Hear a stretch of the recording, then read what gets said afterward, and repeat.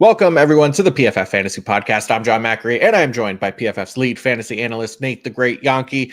We are live once again on the YouTubes and out into the Twitterverse. We're heading into Week 12. We continue to inch closer to the fantasy playoffs. We're coming off a week where at least, the games that were supposed to be good, Buffalo, Kansas City, Cincy, Chargers, Pittsburgh, Baltimore, turned out to be pretty great. And then mixed in there, we had our usual studs and duds for fantasy football. So how are you, Nate, coming out of week 11 here? Good. I drafted Joe Mixon in plenty of my fantasy leagues, so last night was a good game for me. I enjoyed it. Yeah. For the Joe Mixon managers, that was about the biggest thing that we got out of Monday Night Football because, watching the Cowboys in primetime struggle again was tough to watch again, but whatever. So we're going to go over our waiver wire targets, and we have at least one Dallas Cowboy on the waiver article this week.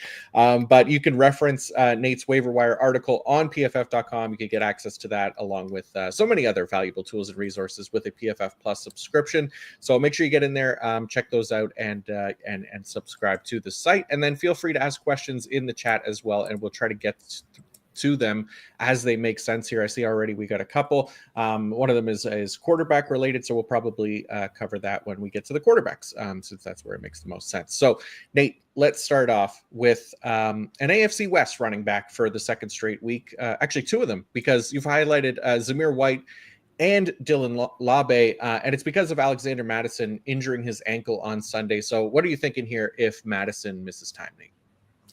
So Zamir White also dealing with a quad injury from that game. So before all of the injuries happened, it looked like there was a clear shift in what the backfield was doing. They were back to Zamir White being the primary early down running back.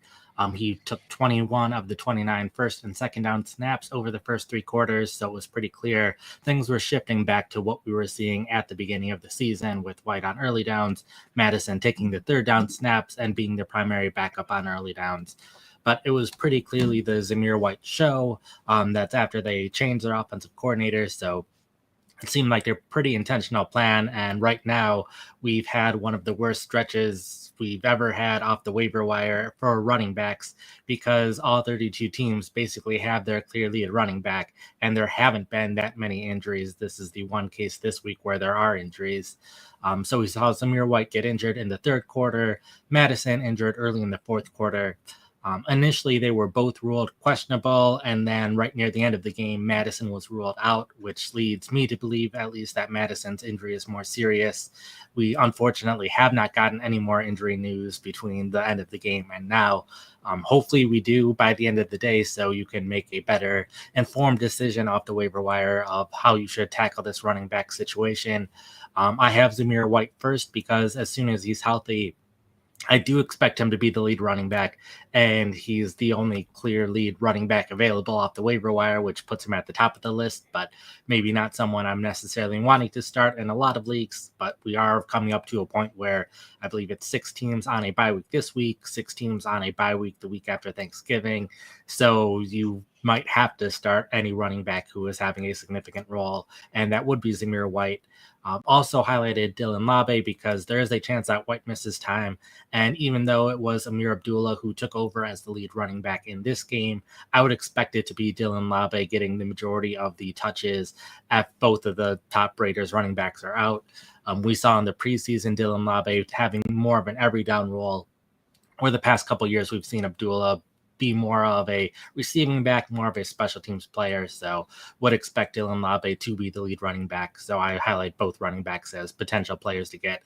And even if White is healthy, Labe could have a larger role if Mattison is out, and in that larger role could show that he deserves the starting role. So Labe is still someone who is worth stashing, even if Zamir White is healthy. Yeah, no, I'm with you. I mean, you mentioned the Zamir White show. It is, it's if it was on Rotten Tomatoes, it would not be a certified fresh show by any means. We've seen what he is as a starter, right? Like he's just been incredibly inefficient. I don't think he's finished higher than PPR RB38 in any game this season. But like you said, there could be, no other choice for fantasy managers with these bye weeks. And if there's a volume heavy role, I'm hoping that it's somebody new like Dylan Labe, because this backfield, it's just been like a fantasy black hole. It feels like, but maybe Lave can provide some spark there. And then who knows, maybe, Zamir White falls into some production as well, just as a result of his volume. So let's look at the next running back on the list, and it's Gus Edwards of the Los Angeles Chargers, who is still playing behind J.K. Dobbins, Nate, but there's at least some value to consider here with Edwards. Yeah, still seeing lots of carries, still being a lot more efficient with his runs since his injury than he was before the injury. So a big reason why people were down on him early in the season is because he was only averaging between 3 and 4 or even less yards per carry. But now he is playing a lot better, closer to what we saw during his time with Baltimore. Still doesn't have quite the same offensive line as he had in Baltimore, but still running well. Last week he was being more efficient than J.K. Dobbins. This week, for most of the game, he was more efficient than J.K. Dobbins. Then Dobbins had that 29-yard run near the end of the game where maybe they were letting him score, maybe they weren't, but Dobbins ended up with more yards per carry just because of that run. And then with the Chargers running backs, I think there is a chance Edwards ends up being the one with more carries over time. There's a chance that he continues to outplay Dobbins, and I would certainly expect Dobbins to still have the passing down role, still have significant work on early downs, but a chance Gus Edwards gets closer to 15 carries per game rather than 10 carries per game. And then particularly once we get to around the fantasy championship week, they are playing the New England Patriots, a team where they will probably run the ball a lot. It'll be in New England in late December, so a chance weather conditions could also lead to a lot of running. So Edwards could be someone specifically worth starting during the fantasy championship weekend. Mm-hmm. Yeah, there could be some favorable game scripts in there for him as well. Yeah, I like that run by Dobbins. I don't think they were letting him score. They were kind of diving at his feet and stuff and trying to stop him. But who knows? But yeah, like I said, like with Edwards, there could definitely be some better game scripts for him specifically, right? Like we talked about this on the preview pod, but we weren't crazy about this potential matchup for him just because we thought it was going to be a little bit more pass heavy, and maybe they get that a little bit next week as well against the Ravens. But there should be other games that are that allow the Chargers to run more than what they've been doing here recently, and I think that definitely helps Edwards, and there's some value there, like you said. So next up, name we haven't covered since it feels like week 1 or week 2, may have been in there after that, but that's what it feels like anyways. But it's Tank Bigsby, Nate, of the Jacksonville Jaguars, who was unable to play for this past game against North America's team, the Detroit Lions, but so was the rest of the Jaguars roster because nobody showed up for them in that one. They'll be on a bye week in week 12. We'll see if Doug Peterson is still the coach coming out of the bye. Maybe Trevor Lawrence is back, and maybe there's a more functional offense to come back to in week 13.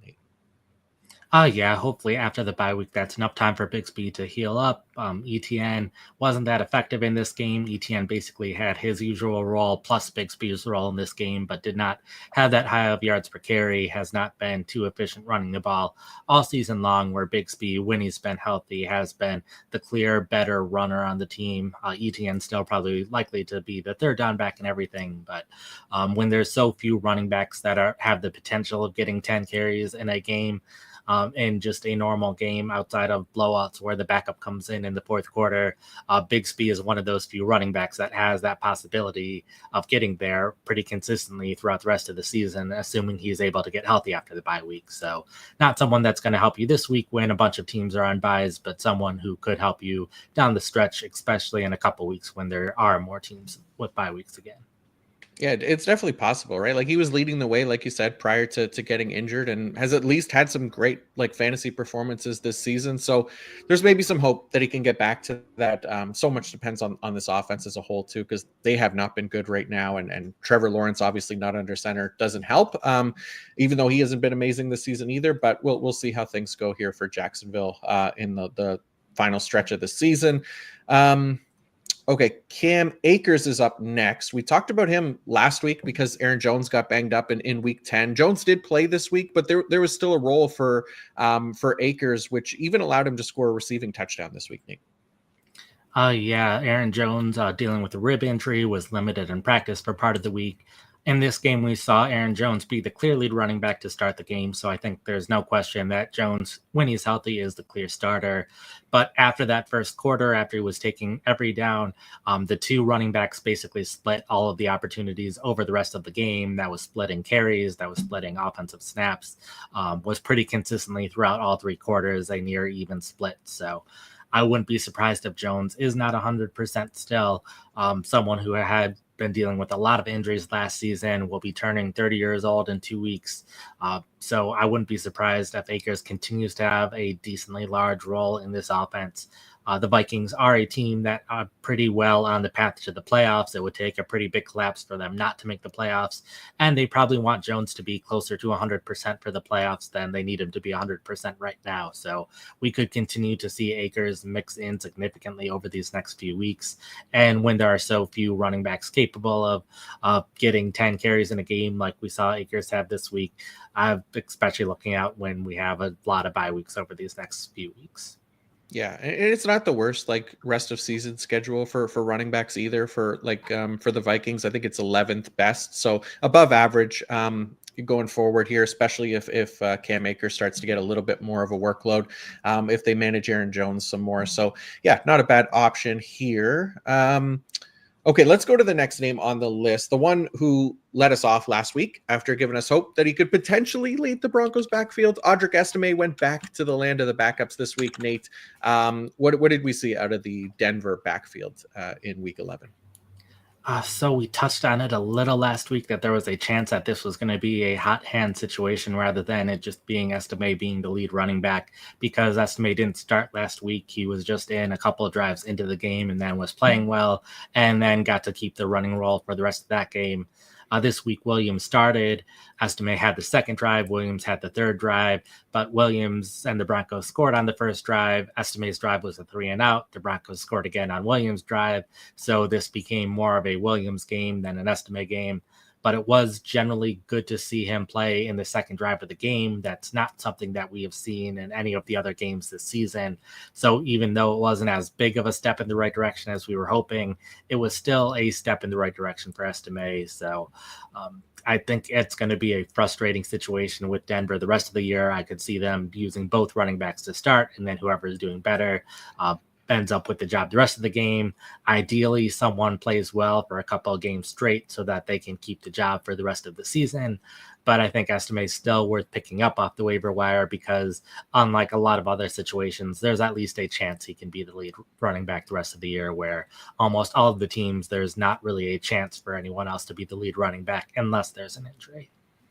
Yeah, that's the thing. Like you said, it's probably going to be pretty hard to trust for fantasy if it remains like inconsistent as far as who's going to get the most touches each week, like you said, barring an injury or something like that. And it's just consistency, right? That's what we really want a lot of the times for the most part for fantasy. It just makes it easier to project who to start and who to bench and stuff like that. So we'll see how things go, but yeah, it's a really tough group to trust right now. But I do like the option of having Estime on your roster just in case, like you said. Okay, our handcuff running backs. We got Braylon Allen of the New York Jets, Trey Benson of the Arizona Cardinals, Kenneth Gainwell of the Philadelphia Eagles, and Keaton Mitchell of the Baltimore Ravens. We've talked about these guys quite a bit recently. Anything changed like outlook-wise with these handcuffs, Nate, or are we still holding just in case here? Not too much. Like every week, these are the guys where if the starting running back gets injured, these running backs should have a very clear lead running back role, and they have a very strong schedule over the rest of the season. So I favor them over other handcuff running backs. And then it's also worth noting there is a decent gap between Allen and Benson compared to Gainwell and Mitchell. It's just Gainwell and Mitchell are available in a lot more leagues. So I wanted to give a variety of players just in case you're in some of those deeper leagues where Allen and Benson are not available, in which case Gainwell and Mitchell are more likely to be available. So there are a couple running backs in there, like Ray Davis, for example, that I might still want Davis over someone like Gainwell and Mitchell.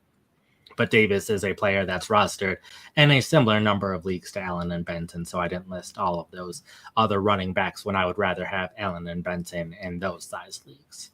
Yeah, no, I'm with you. And Yeah, Keaton Mitchell, it'll be interesting to see, right? Because they've obviously been bringing him along very slowly. I think just 2 snaps in each of the past couple games, but we'll see how things go. Like you've been saying in these shows, if the Ravens end up wanting to rest Derrick Henry a little bit more, there could be some potential for Keaton Mitchell to get some work in the later part of the season here.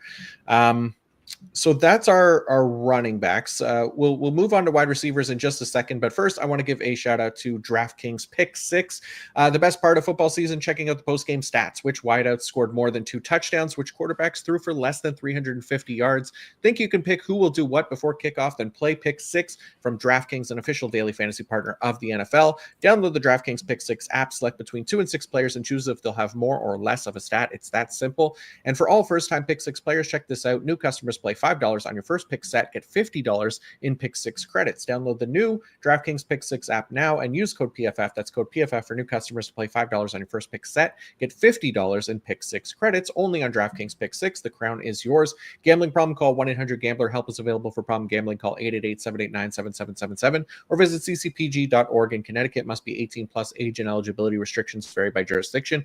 Pick Six not available everywhere, including New York and Ontario. Void where prohibited. One per new customer. Non-withdrawable. Pick Six credits expire in 6 months. Limited time offer. See terms at pick6.draftkings.com/promos. Okay, time to look at some wide receivers here. And the first name at the top of the list from last week remains at the top this week, coming off a bye week. It's rookie first round pick Xavier Legette for the Carolina Panthers. What do we like about Legette's role, Nate? His role has gotten a lot bigger over the past couple weeks after Carolina has traded 2 of their wide receivers. They seem to really trust him. They've given him a lot of routes. They've given him a number of targets. He's been a little inconsistent from one week to another of how productive he's been from a fantasy perspective. But Carolina has one of the best schedules for wide receivers over the rest of the season. That includes 2 games against the Tampa Bay Buccaneers, and the Buccaneers have allowed a lot of fantasy points to wide receivers. The games in the other weeks are also generally favorable, so I think Legette is someone who can generally be in that wide receiver 3 range for the rest of the season, someone that can probably be in fantasy starting lineups more often than not over the rest of the way. Mm-hmm. Yeah, and I know Adam Thielen is likely to be back at some point soon as well, right? So I know you didn't put Jalen Coker in there because of that. I'll be kind of annoyed if they don't play Jalen Coker over Adam Thielen, who's like 34 now, hasn't played since week 3. They got no chance at anything else this season, so why not go to your young guys? Coker's been really good. I stand by it. I think it'll be a rotation between the two, or some kind of rotation where even if it's Adam Thielen taking 1/4 of the snaps that Jalen Coker was taking, that's still enough to not be as excited about him for his fantasy production specifically. Yeah, it's a bummer, right? Because he's been really efficient with his opportunities. I think just giving him that nice role would be, I think, positive for the future, but more so than playing Adam Thielen. But we'll see how things shake out in Carolina. All right, on to New York now, where a quarterback change has taken place, and maybe it's the change this offense needs, because Tommy Cutlets is under center and Darius Slayton is rostered in just 9% of ESPN leagues. So, Nate, what do you think the odds are that Tommy DeVito ends up being an upgrade over Daniel Jones as a passer? It's at least within the realm of possibility, but I think I like Slayton regardless of who's at quarterback, just because he has played well recently. Outside of he missed a game with the concussion and the Giants had a bye week, so it's been a little bit since we've seen Slayton. But between weeks 4 and week 9, he did have the 18th most fantasy points for a wide receiver. Some of those games were without Malik Neighbors, so that definitely impacted things, but Slayton continued to see targets even when Neighbors was back. So I think Slayton has a clear large role in this offense, and the Giants have a very favorable schedule for wide receivers the rest of the way. Weeks 12 to week 16, those are all against opponents who are in the top 9 at allowing fantasy points to wide receivers. So it's just favorable matchup after favorable matchup. Because the Giants have multiple wide receivers, there are going to be weeks where he's the one that doesn't get many targets and other weeks where he does get a lot of targets. So all of the Giants wide receivers, because of that, are a little volatile, but I think Slayton can have some big weeks over the rest of the way. And especially with bye weeks coming up, I think Slayton's a relatively safe person that can get put in starting lineups if you need a wide receiver. Yeah. And I mean, we've seen Tommy DeVito. He had his moments last year. He threw for, I think, 8 touchdowns, which is the same amount as Daniel Jones this year, right? But yeah, odds are, it's probably more of a lateral move, but it doesn't really change much for Slayton, which is not a bad thing at all, right? He just continues to be kind of a nice option who has shown he could be a productive fantasy asset this season, like you said, and again, widely available here. So especially with bye weeks coming up, a solid option should be Darius Slayton. Okay, next name on the list, heading to New Orleans, where it's Rashid Shaheed 2.0, Nate. Marquez Valdez-Scantling had another long touchdown this week, 71 yards, rostered in just 14% of ESPN leagues. Yeah, it's hard to trust him too much just because he has that 26.6 average depth of target with a 15.9% target rate. So we've seen wide receivers like that before have big weeks and then just not be anywhere near consistent because they're so reliant on those big plays. But it's worth noting that he is the top wide receiver with the Saints right now. They even made Mason Tipton, who had been the top wide receiver in terms of routes run and snaps over these past several weeks. He was a healthy and active because they were fine with Marquez Valdez-Scantling as the number one wide receiver for them. So even though I would say ideally because he's done so well on his targets, we'll hopefully see more targets going forward. Chance that he is just this deep threat that only gets 2 or 3 targets a week, and then ideally he scores on one of those targets like he's done the last 2 weeks, but there's also a chance that he could score you 0 fantasy points if he's in your starting lineup. So I think worth picking up, particularly if he starts seeing that higher target share because he is the number one wide receiver on the team. But I would have a hard time putting him in my starting lineup unless you are like a clear underdog and need that big week out of a wide receiver. We've seen that he's capable of having those big games. Yeah, that's kind of what he is, right? He's a boom bust option. We're shooting for upside if we're playing him. Like he has 196 receiving yards over the past 2 weeks. That's the 4th most among all players. But there's very obviously like a key role within this offense for like a designated deep threat that Derek Carr is willing to go to whenever possible, whether it's Rashid Shaheed or Marquez Valdez-Scantling. Carr's willing to chuck it. It's led to some nice production for these guys, but like you said, there's a much lower floor with somebody like that as well. So just being aware of when we're plugging him into lineups and over which options as well. So next name is Ricky Pearsall of the San Francisco 49ers. Nate wasn't very involved this week because most of their wide receivers were healthy aside from Brandon Ayuk, obviously, but no George Kittle either. So what did the rookie's role look like this week? He was the clear 3rd wide receiver in 3 wide receiver sets, which was good to see. I had been concerned for a couple weeks with Chris Conley since he had taken that X receiver role that Brandon Ayuk's had in the past and was just not healthy these past few weeks. So Juwan Jennings took that role a week ago and he kept that role this week. So we aren't seeing that time split between Pearsall and Juwan Jennings like I was afraid of. It was Chris Conley who remained the clear 4th wide receiver. So luckily this is a situation where the 49ers are putting their best 3 wide receivers on the field. They are moving the guys around a bit more than they had been in the past. They were already a team that moved their wide receivers around more than most teams. But even though we view him as a slot receiver, he still was on the outside a ton in this game. Other wide receivers were in the slot plenty in this game. Players were all over the place. Unfortunately, that makes it a little bit harder to project who's going to have a good week. Sometimes when the wide receivers have a clear role, you can see like matchup wise, if someone's consistently in the slot, if the defense allows a lot of yards to slot receivers, we aren't going to be able to really do that with the 49ers. So we might not know who's having the big week each week, but Pearsall has played well so far this season. It's a similar thing that's been true for the 49ers for a while now. They have so many good weapons that each week, roughly 2 or 3 of them are going to have really good weeks and 1 or 2 of them are not going to have great weeks. And I think that'll continue to happen. So there's always that risk with the 49ers players, but those big weeks do end up being some pretty high fantasy production games. Yeah, and at the very least, like you said, he makes sense as a player to stash. He looked pretty good this season in Week 10 specifically when he was more involved, and like you said, there's a chance that he earns a bigger role as the season progresses as well. So that's Pearsall. Nick Westbrook Akine is next, cashing in on a long touchdown himself this week. Now with 5 touchdowns on the year, all coming over these past 6 games. So what does his role in this offense look like to make him a waiver wire target this week, Nate? Oh, yeah, he's a clear starting wide receiver for Tennessee. He has been ever since they traded away DeAndre Hopkins, and Treylon Burks has been on injured reserve. Have not heard much of an update for him. Once Burks is back, definitely not trusting Westbrook Akine, but for now, he's a clear starter. He doesn't have the highest target share, but he keeps scoring touchdowns. So ideally, his good plays start leading to more targets, somewhat similar to Marquez Valdes-Scantling, in that we've seen throughout their careers that they're not going to be someone who gets a lot of targets, but there's a chance that based on where these offenses are at this point in the season and who the other options are, that they could start seeing a higher target share than we've seen at any other point in their careers. And the Titans, a team that have a really great schedule for the passing game throughout the rest of the year. So the matchups for Westbrook Akine are also very favorable, which is another thing in his favor. We just haven't seen him be a clear fantasy option throughout his career. So we're a little skeptical, but like you said, he keeps scoring touchdown after touchdown.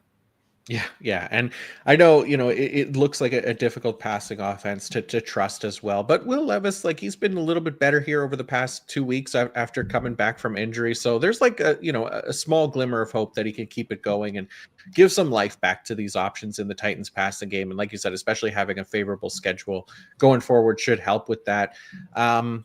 Next up, after Cedric Tillman has graduated from this waiver wire article, there is another Browns wide receiver potentially earning some love here, Nate. Elijah Moore, who we did talk about potentially getting more work after the Amari Cooper trade. He goes 6 for 66 and a touchdown in week 11, Nate, and rostered in just 9% of ESPN leagues. Yeah, his snap share has stayed relatively the same since the trade, but he is seeing a lot more targets since Jameis Winston has become the quarterback. He has pretty nicely evenly distributed the targets among his 3 wide receivers. We've seen that each of the 3 weeks where they're all within a target or 2 from each other.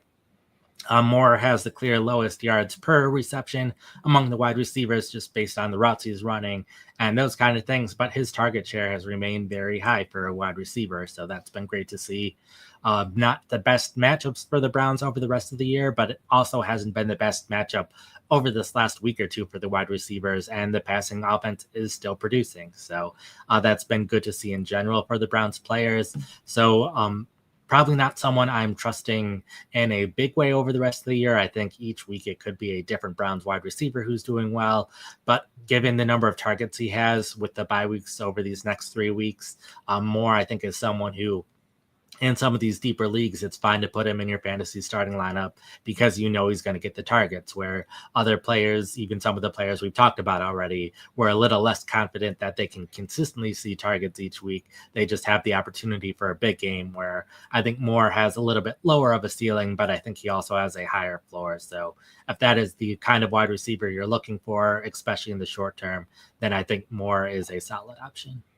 Yeah, I think that's a great way of putting it, right? Like, because even though he's run less routes than Cedric Tillman and Jerry Jeudy, he doesn't have the yards per route run or yards per reception of those guys either. He does lead the way in targets per route run, right? He's sitting at 21.5% target rate since week 7. So that's post Amari Cooper, and that leads all the team's wide receivers and their number 1 tight end, David Njoku, as well. So Jameis is looking to get him the ball, and like we saw this past week, it could pay off if that trend kind of continues here. So Ray McLeod made the list this week of the Atlanta Falcons because Darnell Mooney suffered a hamstring injury. So naturally it was McLeod and not Kyle Pitts who saw more targets, because of course it was, right?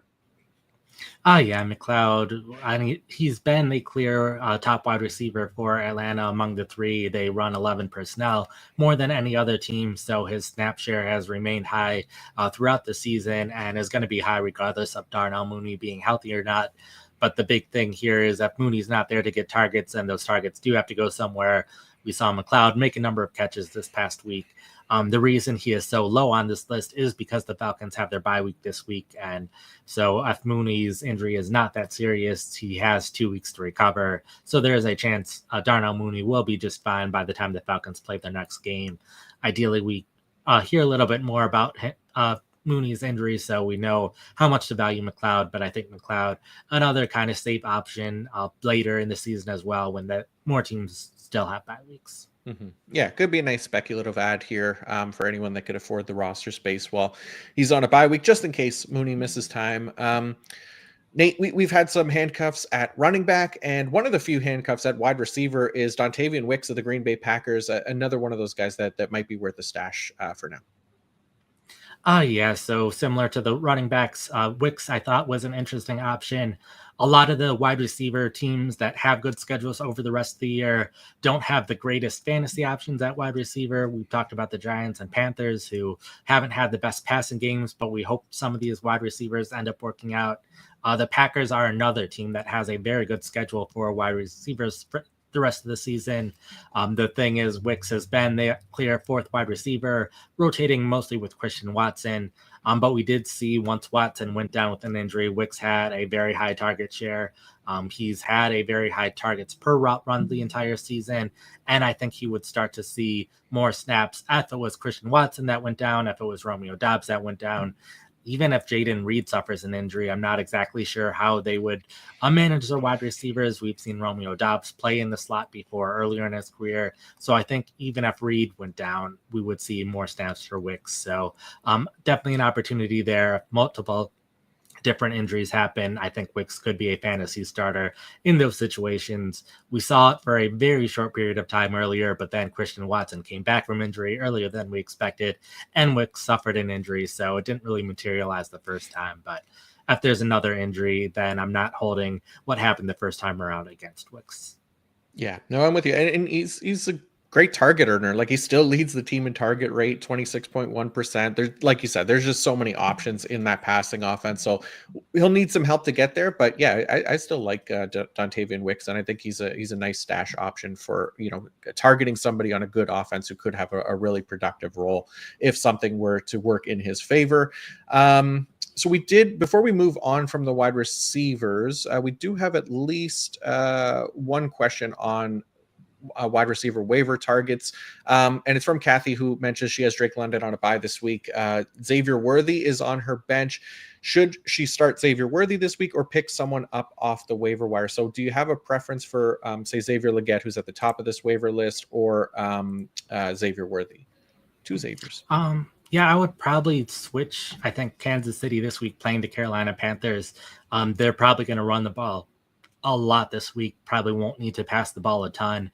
And we saw last week Juju Smith-Schuster return to Kansas City. That lowered the snap rate to all of the other wide receivers. It became a much more messy rotation, something similar to what we saw last year before Rashee Rice emerged as the top wide receiver that Kansas City trusted. So because there was so much rotation, I have a hard time trusting some of these Kansas City wide receivers going forward, and particularly this week going up against the Panthers, where they are going to be heavy favorites.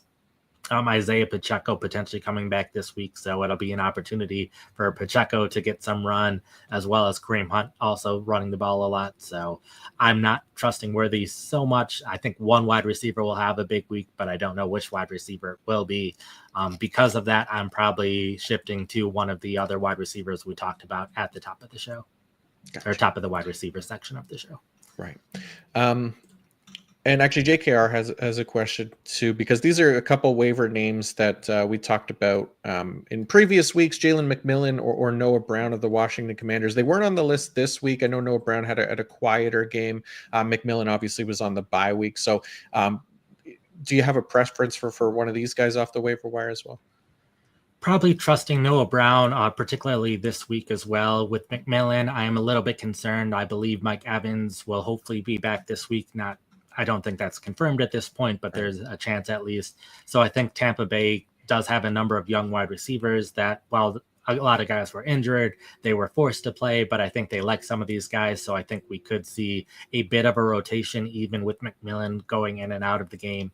When then Noah Brown, he's the clear number 2 wide receiver. Washington also likes to rotate their wide receivers, but I can at least be more confident that Noah Brown will be the clear number 2 option for the team. They are playing the Dallas Cowboys, who have allowed a lot in the passing game this season.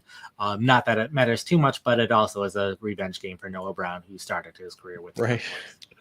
Nice. All right, so we'll move on to the other positions here, but first, a quick ad break from our friends at Fabric by Gerber Life. There are some things school doesn't really teach you, like how to handle the financial world, or that you have to plan now for a successful future later. And that includes for your kids. Fabric makes it easy for you to set up an investment account for your child now that grows with them and helps prepare for their financial future. Fabric by Gerber Life was designed by parents for parents to make it easy to plan for and manage your family's financial path. With a kids investment account from Fabric, you can start investing in your child's future today. While your kids can't invest when they're minors, a UGMA kids account investment account allows you to invest on their behalf now and gives their investments more time to grow. Funds can be used for nearly anything benefiting your child, from tuition and books to summer camps and after-school activities. And when they're adults, they can use their funds for their first home, new car, or even to start a business. It's all online, and setting up an account could take you just 5 minutes. Get started investing with as little as $1 a day, then manage your child's account and monitor their investments right from your phone. There are no contribution limits, multiple tax advantages, and they're SIPC insured up to $500,000, plus no commission fees and just a low flat monthly maintenance fee. Join the thousands of parents who trust Fabric to help protect their family. Start investing in your child today at meetfabric.com/fantasy. That's meetfabric.com/fantasy, MEET fabric.com/fantasy. This is a paid promotion for the Fabric UGMA account, product, and not for investment advisory services. Portfolios managed by Fort Washington Investment Advisors, Inc. Custodial services provided by Apex Clearing Corporation. All investing is subject to risk. Terms apply. Learn more at meetfabric.com.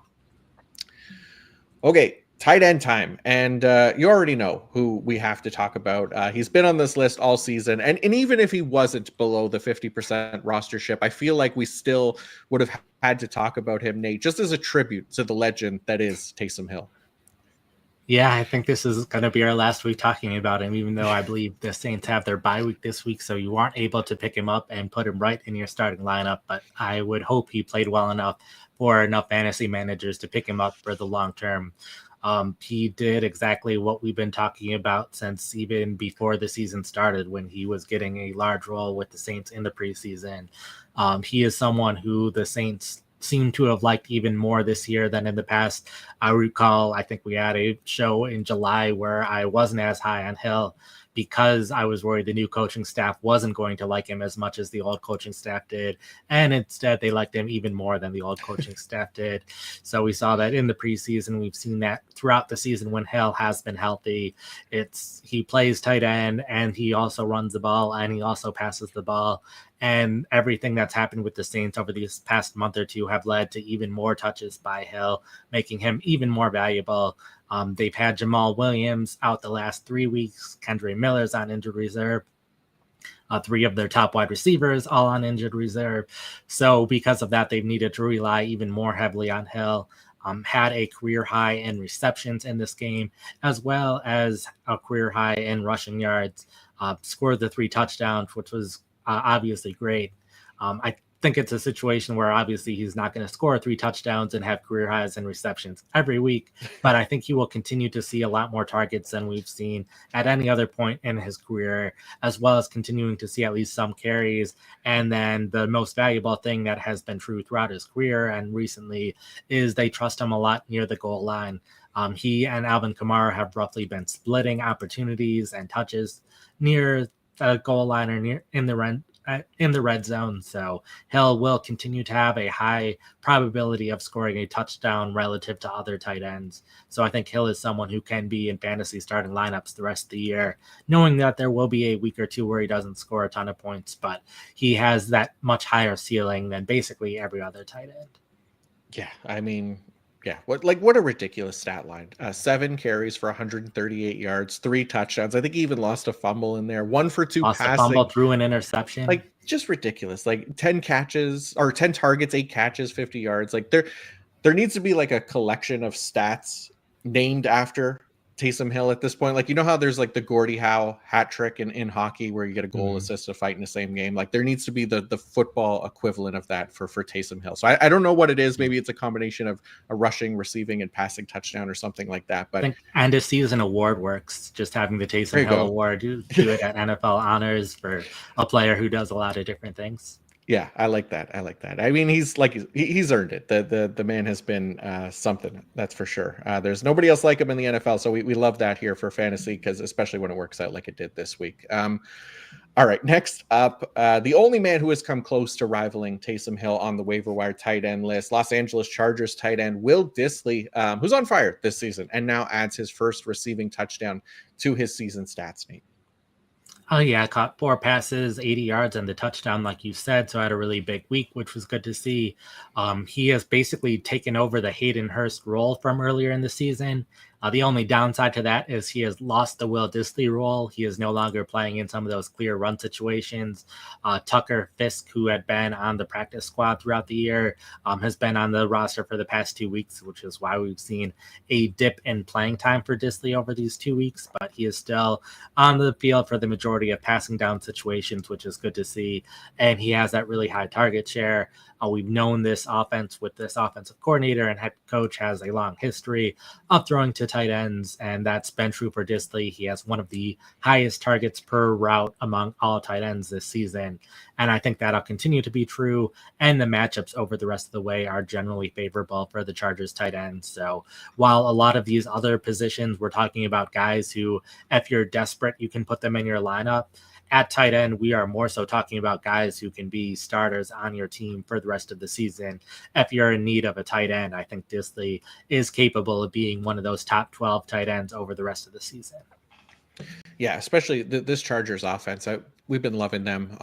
Nick and I have been gassing them up on the start sit shows recently, and whether it's Quentin Johnston or Ladd McConkey or Will Dissly here on the waiver wire show, they're a fun group, and then to continue to provide us fantasy value along with Justin Herbert, of course. So a lot to like about Will Dissly and this offense. Okay, how about a tight end that scored 2 touchdowns this past week, Jonnu Smith, who also went over 100 receiving yards for the first time this season, Nate? Yeah, sometimes we've been talking about tight ends on this show who have a good week, and a lot of it's just their production, but we're concerned about their role. In Jonnu Smith's case, this was also something where the past couple weeks we have slowly but surely seen him take a larger role in this Dolphins offense. He was someone that rotated a ton over the first month or so of the season, consistently rotated out in 12 personnel, barely playing in 21 personnel, and even in 11 personnel was playing only 68% of the snaps early in the season. So even in the personnel grouping where we would hope to see him a lot, not playing as much as we hoped. Then once Tua came back in week 8, we saw his snaps start to increase in most of the personnel groupings. It was up by 5% in 11 personnel, up significantly in 12 personnel, playing over 50% of the snaps. And in this game, those skyrocketed to 92% of the 11 personnel snaps, 70% of the 12 personnel snaps. And if he continues those rates, that's very good for a tight end. So Smith's someone we were concerned about the role early in the season, a lot less concerned now. I think the one caveat is this team did use 21 personnel, basically more than every other team outside of the 49ers for most of the season. And Alec Ingold, their fullback, has been dealing with an injury, so they have not been using 21 personnel, which is the personnel grouping where Smith is least likely to be on the field. So I do expect Smith's playing time to dip a little bit once Alec Ingold is healthy again, but he's still on the field for a lot higher percentage of the passing plays than he was early in the season, which allows him to earn more targets, get more receptions, and that's exactly what we want to see from fantasy. Also, downside is the Dolphins have one of the worst schedules for tight ends from weeks 14 to week 17, but they have some pretty decent matchups over these next 2 weeks. So while we have a lot of tight ends on bye this week, we have Kyle Pitts, Dalton Kincaid, Evan Ingram, Taysom Hill, and then George Kittle, Sam Laporta is still dealing with injuries. I think a lot of fantasy managers will be looking for tight ends. A lot of them will look for the other tight ends that we've talked about. I think Jonnu Smith is also someone capable of starting, particularly this week. Yeah, it's certainly seeming that way, right? It's an interesting situation because the tight end in the Mike McDaniel offense like hasn't been overly useful for fantasy, at least consistently, right? Like we saw Mike Gesicki's production take a hit in that first year, and then I mean last year there was nobody really. It was Durham Smythe, but obviously there wasn't anything there. So it's good to see, I guess, Jonnu Smith be that kind of trend breaker here, because now all of a sudden he's been one of the more effective pieces in their passing game. Meanwhile, Jalen Waddle continues to be a ghost out there, even with Tua back. But yeah, Jonnu has now as many 100-yard plus games as Waddle, and now has more receiving touchdowns than him as well. So that's frustrating on the Waddle side, but it's nice for the Jonnu Smith side. All right, enough about Miami. Let's head to Canada, where Theo Johnson is from, tight end for the New York Giants, who has as many receiving touchdowns on the year as Jalen Waddle as well. Nate, can't say his quarterback play has been much better, but now we'll have to see what he can do with Tommy DeVito at quarterback. What do you think of Theo Johnson? Yeah, we've had a pretty big gap between the last tight ends we've talked about and here. We're similar to other positions, talking about guys who are available and a very high percentage of leagues who have a chance of breaking out at the end of the season. Theo Johnson, the first guy on this list, he has had the playing time of a fantasy starter throughout the season, just not the target share. Target share was comically low for the first quarter of the season, but it has picked up pretty significantly over the past month. Giants had their bye week last week, so didn't do anything this past week. But he has slowly but surely earned more targets in the offense. And like you said, with the quarterback change, there's a chance his target share could be even higher. And the Giants have one of the best schedules for tight ends over the rest of the year. So that's also good to see. There are basically no bad matchups from a tight end perspective for the Giants over these next 6 weeks, which 6 weeks is all that we have left in the fantasy regular and postseason. That's it. Yeah. All right. And the other tight end that we added on the list, we've been talking about him a little bit, coming off a bye week as well. It's our last tight end on the list, Jatavian Sanders of the Carolina Panthers. Another guy with as many receiving touchdowns as Jalen Waddle, by the way. What do we like about the rookie Sanders, Nate? He is another player that has played fairly well, unlike Theo Johnson, who's seen a higher target share. Jatavian Sanders has had some pretty big games in recent weeks. Like you said, had the bye week, but had a big week in week 10. Also had a big week in week 7. The only concern there is he has consistently been rotated out when other tight ends for Carolina have been healthy. Specifically, Tommy Tremble, whenever he has been healthy, Tremble's been the clear number 1 tight end for Carolina. We've seen Sanders playing time dropped below 50% in the last 3 games Tremble has played, but Tremble has missed more games than he's played. Even the last game he played in week 10, Tremble wasn't active, but Ian Thomas was playing, and the two were splitting playing time evenly with 13 of 20 snaps each to start the game. Then Ian Thomas suffered an injury.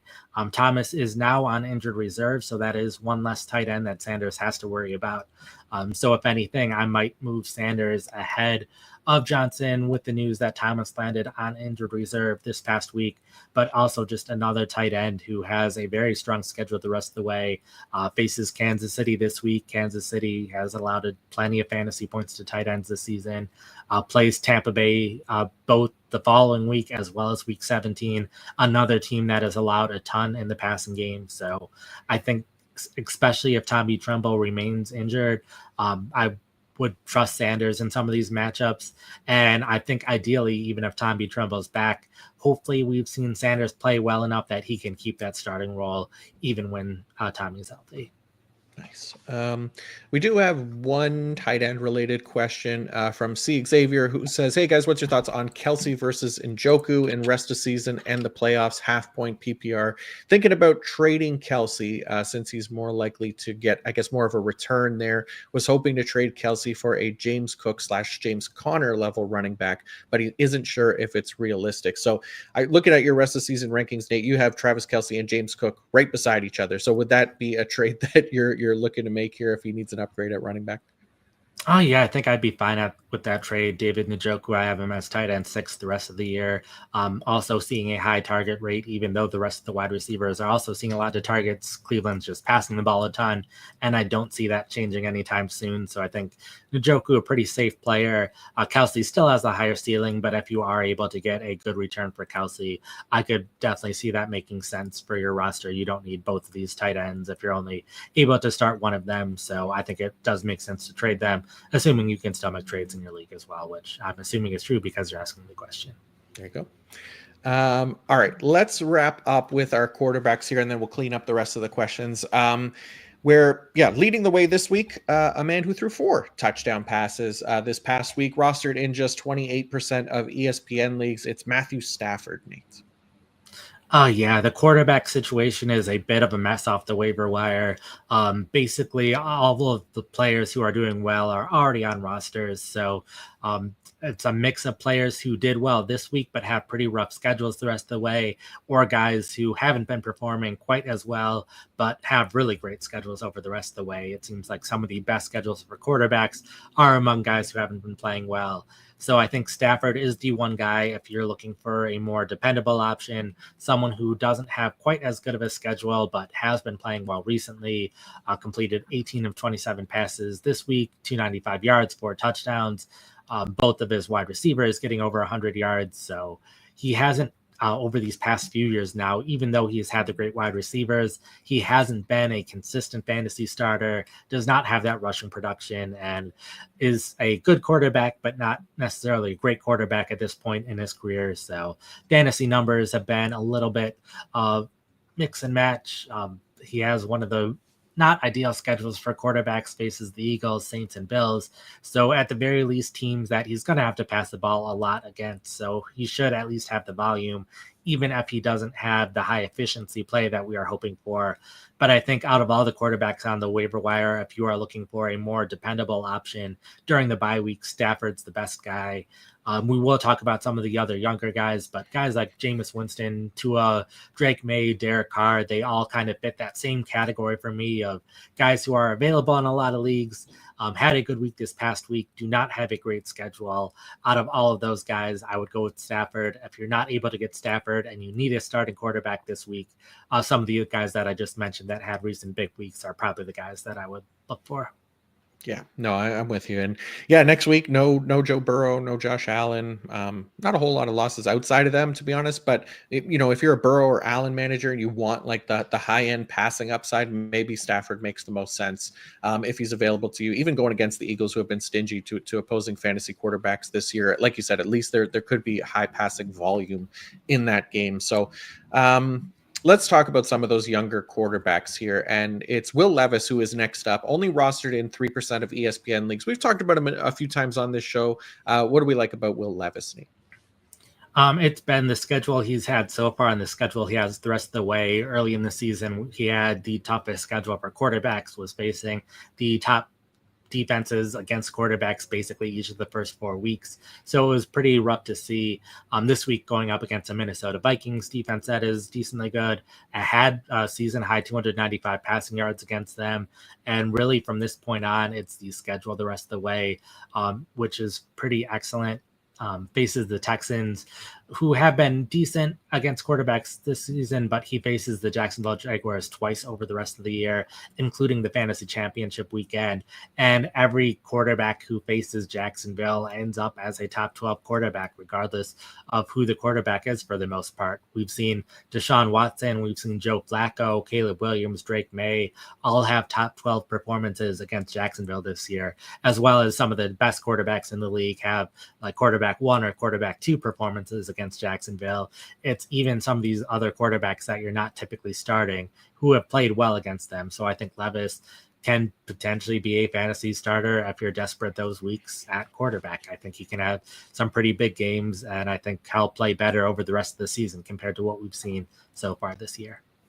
Yeah, we talked about him, just referenced him playing better when we were talking about Westbrook Akine, and just like quickly looking at his numbers from week 1 to 6, he had just a 41.1 passing grade that ranked 35th among 36 qualifying quarterbacks, just 5.6 yards per attempt. That was 30th of 36. But over these past 2 weeks, it's a small sample, but 71.1 passing grade, that's 14th among 32, 8.5 yards per attempt, that's 7th among 32, and then 5 big time throws as well, which is tied for 4th. So again, it's a small sample, but there's a glimmer of hope barely shining through right now for those willing to take a shot on him at this point in the season.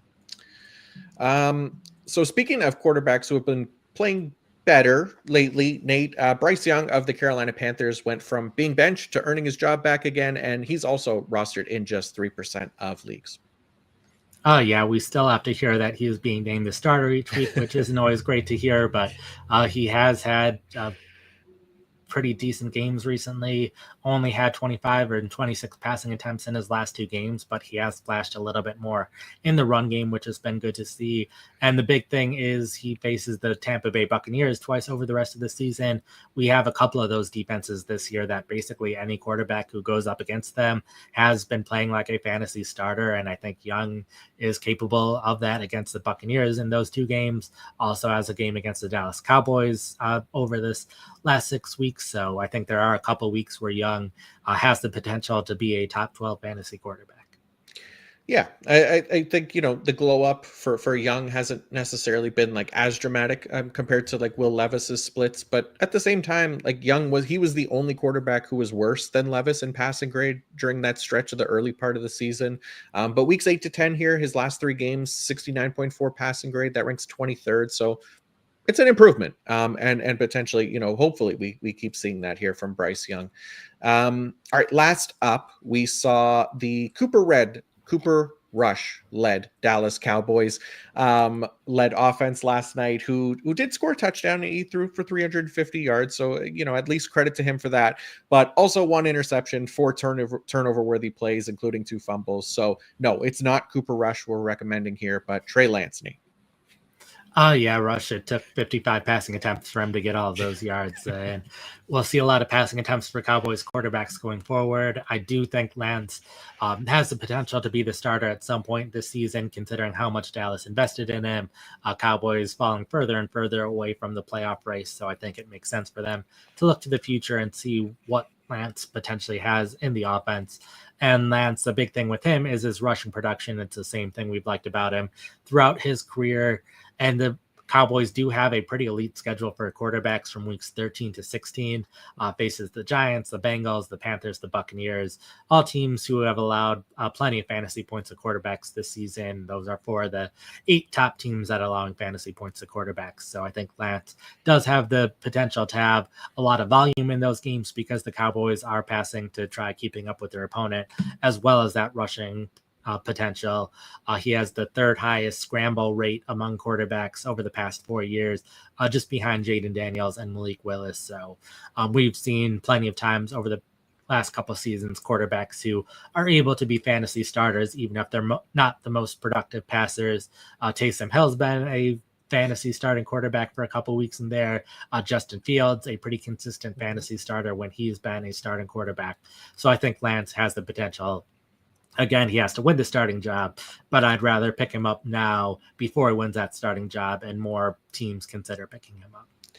Yeah, that's basically the only barrier at this point. It feels like he should get a shot here at some point. The only thing is how stubborn are the Cowboys going to be with Cooper Rush? We've seen them be pretty stubborn before with some of their decisions. So we'll see what happens here. But I like the idea of Trey Lance as a little stash if you have the space. So before we wrap up here, we did get a couple more questions come in. One of them was early on about the quarterback, so we saved it until now. And it's from JKR. Would you recommend picking up a quarterback from waiver since Brock Purdy is dealing with an injury? If so, who would you choose between Geno Smith, Tommy DeVito, Anthony Richardson, Matthew Stafford, or Caleb Williams? For now, I would probably wait until later in the week to pick up a quarterback, just because it would. I think if Purdy's injury was very significant, we'd probably hear more about it by this point. And because there are a number of quarterbacks that you do have available, and there might not be a ton of fantasy managers looking to pick up a quarterback this week, like you were saying before, just the two teams that have quarterbacks on bye weeks that are fairly significant. So I think because you have a number of options, I would just wait and see. And if we find out Purdy is not playing, then I would pick up a quarterback. But until then, you're probably sticking with Purdy for the rest of the season, assuming he's healthy over these other options. So I'd rather save those bench spots for other players at different positions. If you do have to pick someone up, I think it's between Stafford and Geno Smith. I haven't looked enough at the matchups to know how good of a matchup Geno Smith has this week, but I'll have my rankings up later today to see which of those quarterbacks I would prefer specifically for this week. But I think it would be between Smith and Stafford. Mm-hmm. Yeah, the nice thing is that like you do have a few solid options there if you want to wait on the Brock Purdy news. But we did get a couple other questions, not quarterback related. But Skywalker asks, should I keep DeAndre Hopkins and/or Devontae Smith, or drop any of them for Jawan Jennings or Xavier Legette in PPR? I would probably keep Smith. I know he hasn't had the biggest weeks recently, but I still generally trust him as a talent, and the Eagles offense is playing well. I'd at least consider dropping Hopkins for Jennings. I think both wide receivers will be a little inconsistent the rest of the way. I think I might hold on to Hopkins just because Jennings and the 49ers schedule isn't the best for the passing game over the rest of the year. But Jennings has been playing very well, and Hopkins has basically only had the one good game. So I think it's a toss-up between the two. Yeah, that's pretty much how you have them in your rest of the season rankings too. Like it's really close between Jawan Jennings and DeAndre Hopkins there. They're separated by like 2 wide receiver spots with the slight edge to Jawan Jennings, like you said. So yeah, I like it. And then always good when what I say matches my rest of season rankings when I'm not looking at it. Yeah, for sure. Okay, and then the last one is Chris Olave worth a pickup? Do you think he returns in playoffs week 14 to 17? Will he even be a reliable option? I don't think he'll come back. So because of that, I'm probably not looking to pick him up. Given his 2 concussions over a short period of time and his long history of concussions, I don't think it makes sense for it. With the Tua situation earlier this year, it did make sense for Tua to come back because there was half a season to play. The Dolphins still a team that has a chance of making the playoffs this year, where the Saints are not that close to making the playoffs. Even if they do, it might just be because they win the division if the Falcons and Buccaneers start to fall a little bit. So I don't see it making sense for Olave to come back because of the Saints situation and their low probability of making the playoffs. Yep.